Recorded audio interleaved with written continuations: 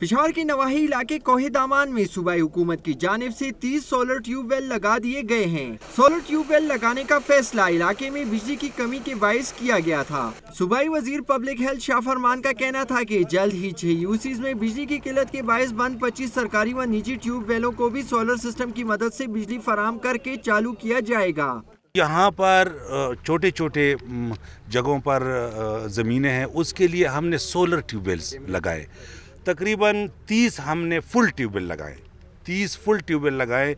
ये 6 union council है, तकरीबन 5 हर यूनियन काउंसिल के ऊपर हमने फुल ट्यूबवेल लगाए। इलाके के किसानों में जैतून के पौधे भी तकसीम किए गए थे। सूबाई वजीर का कहना था कि कोहे दामान का इलाका जैतून की काश के लिए मौजू है। 6 यूसीज में 6 करोड़ पौधे लगाए जाएंगे, जिससे किसानों को 40 करोड़ रुपए सालाना नफा होगा। बिजली के मामले पर सूबाई वजीर वफाक पर बरस पड़े। उनका कहना था कि मरकज में इमरान खान की हुकूमत आई तो बिजली का मसला हल हो जाएगा। पेस्को का ये इंटरेस्ट है कि मीटर ना लगा हो, क्योंकि उनका तो धंधा चलता रहता है। यहाँ पर वो बिजली बेचते हैं मार्केटों के ऊपर, वो बिजली बेचते हैं कारखानों के ऊपर, वो बिजली बेचते हैं डिफरेंट इकनॉमिक एंटरप्राइजेस को बिजली बेचते हैं।